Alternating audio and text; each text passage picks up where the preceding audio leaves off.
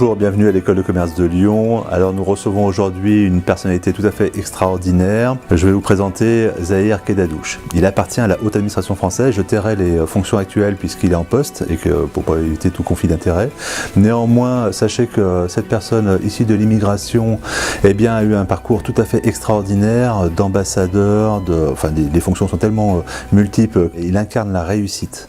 Comment sans réseau, comment sans avoir une illustre naissance, on peut avoir une extraordinaire réussite et rester libre. J'aimerais en quelques mots, si vous voulez bien, que vous vous présentiez, qu'on sache qui est Zahir Kedadouche, quel est votre parcours, et puis ensuite je viendrai un peu plus sur des choses sur lesquelles vous avez des choses à dire, et notamment qu'est-ce que c'est qu'être français, qu'est-ce que la nation, sans être partisan, je pense que vraiment vous incarnez quelque chose de tout à fait rare, extraordinaire et peut-être un modèle, notamment pour nos étudiants qui nous écoutent. Merci beaucoup, monsieur le directeur. Merci à l'École de commerce de Lyon de me recevoir. Cette présentation très flatteuse cache bien sûr des failles énormes. En deux mots, je suis un haut fonctionnaire de la République. J'ai travaillé pour un président de la République. Travaillé pour des ministres, pour un Premier ministre, et comme il l'a dit, je suis issu de l'immigration. C'est très bien d'avoir précisé parce que dans cette école, beaucoup d'entre eux sont des étrangers ou des Français d'origine étrangère, et un des grands enjeux de demain, c'est comment faire que tous ces jeunes qui sont dans votre école puissent acquérir des connaissances qui leur permettent d'être de forts ambassadeurs de leur pays dans la mondialisation. La France est un pays qui compte, qui a beaucoup compté, mais qui a énormes difficultés pour donner sa place. Sachez que quand on est de couleurs de peau différentes, ou de religions différentes, ou issu d'un quartier différent, la France, elle incarne à la fois l'égalité et elle est à la fois dans la contradiction un des pays qui exclut le plus en fonction de l'origine sociale. Comment le pays de l'égalité, de la Révolution française, de la liberté, peut encore aujourd'hui, malgré tous les moyens qu'on peut se donner, tous les dispositifs qui ont été mis en place dans la politique de la ville, faire qu'un enfant, quelle que soit son origine, qui est né dans tel quartier, ne puisse pas avoir les mêmes chances que celui qui est né dans un autre quartier, et donc que l'adresse que vous habitez fasse et dessine votre avenir. Voilà, donc je suis heureux de parler de la citoyenneté. Qu'est-ce que ça veut dire être français? Quand on s'appelle Zahir, quand on porte un prénom différent, quand on a des parents qui viennent de l'Algérie, des émigrés qui étaient venus ici pour travailler, pas pour y construire leur vie. Qu'est-ce qui fait que d'un passage d'un autre côté de la Méditerranée, on se retrouve à un moment dans un parcours personnel, à avoir des responsabilités très importantes, mais aussi dans la même famille, avoir un frère ou une sœur qui n'ont pas eu la même chance et qui se sont retrouvés au bord du chemin. Au fond, c'est un parcours de vie. C'est très important de raconter des anecdotes de vie. Je suis à la fois optimiste et pessimiste, donc on va parler du pessimisme français. Et puis il ne faut pas que je sois, comme dirait l'autre, l'arabe qui cache la forêt. Ce qui m'intéresse dans notre interview, pour tout vous dire, c'est que pour moi, vous êtes un modèle pour des jeunes qui cherchent un chemin et qui cherchent aussi un destin. Et peut-être que la promesse d'un destin est difficile à entrevoir aujourd'hui pour beaucoup. Et donc c'est de ça dont je voudrais parler. Je voudrais que vous nous expliquiez à quel moment, dans votre livre Zahir le Gaulois, qui je trouve correspond parfaitement dans son titre à la personnalité disruptive que j'ai décrite tout à l'heure, comment dans ce livre Zahir le Gaulois, on est passé du petit arabe qui passait par la porte du fond du cinéma pour aller voir le cinéma, au conseiller du président Chirac. Est-ce que vous pouvez nous expliquer à quel moment s'est fait la bascule, s'il y a eu une bascule, ou si ce sont des choses, des opportunités ou un chemin de chance?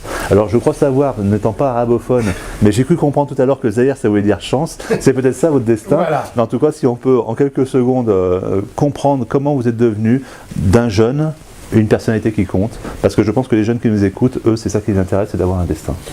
Bravo pour le mot chance, parce que je crois que la chance, c'est quelque chose d'indispensable, mais elle n'est pas suffisante.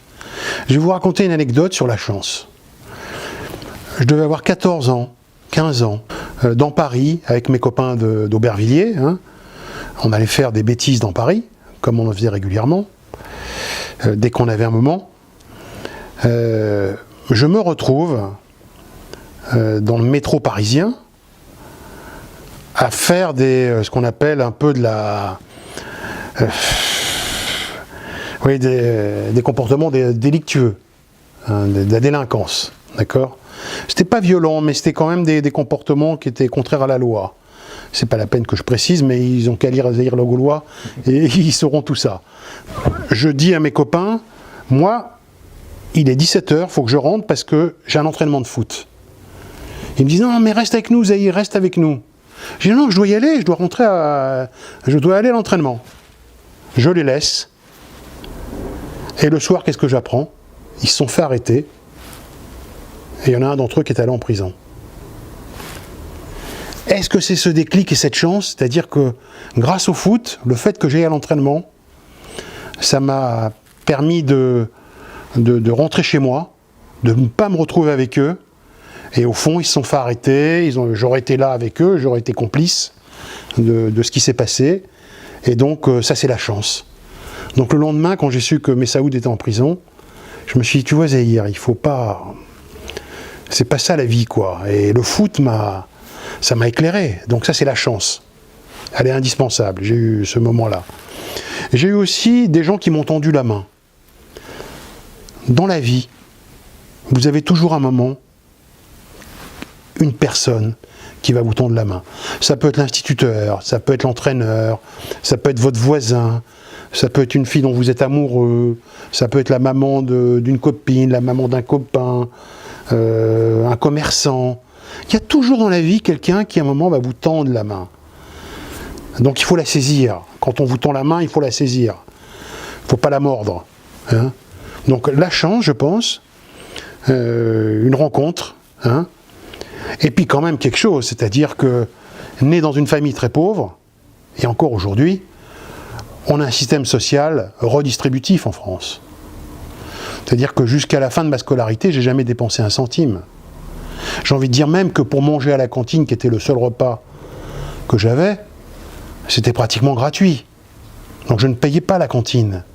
Les vacances, je pouvais aller en vacances parce que j'étais pris en charge gratuitement par l'aide sociale.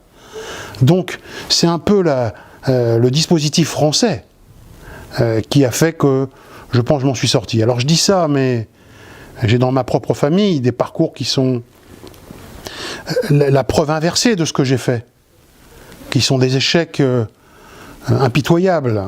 La société française peut être impitoyable quand on est plus fragile, quand on est malade, et en même temps, elle peut vous offrir le parcours que j'ai fait, mais au fond, ce n'est pas simplement un parcours de réussite. Je crois que la réussite, elle ne se mesure pas au poste que j'ai pu occuper. La réussite, elle se mesure à l'amour qu'on peut avoir pour son pays. Et donc moi, il est immense.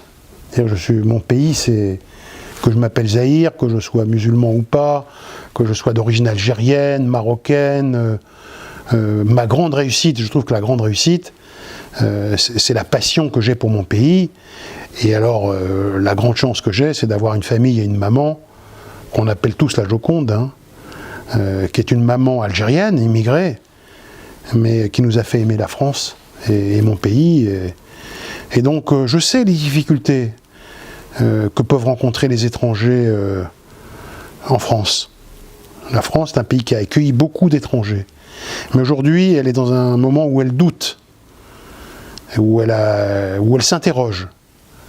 Et donc, je pense que la connaissance et ce que fait des écoles comme la vôtre, hein, de valoriser la diversité, parce qu'une des caractéristiques quand même de notre pays, c'est sa diversité.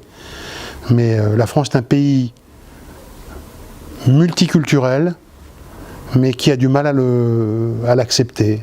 Au fond, quelle que soit son origine, du général de Gaulle à la guerre d'Algérie, en passant par les rois de France et Clovis, ça appartient à tous les Français.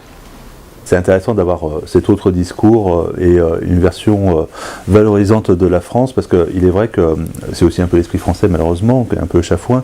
Nous entendons énormément de bashing sur la France et je trouve qu'effectivement il y a une fierté à être français, surtout pour quelqu'un qui a voyagé. C'est-à-dire que moi je voyage beaucoup et je me rends compte qu'effectivement la France a incarné de grandes choses dans le passé et elle a potentiellement des choses à faire dans un monde qui devient compliqué effectivement et où les gens se séparent, où les populismes évoluent. Sans jeter l'anathème sur telle ou telle chose, c'est normal aussi d'avoir peur de la différence et peur de l'inconnu.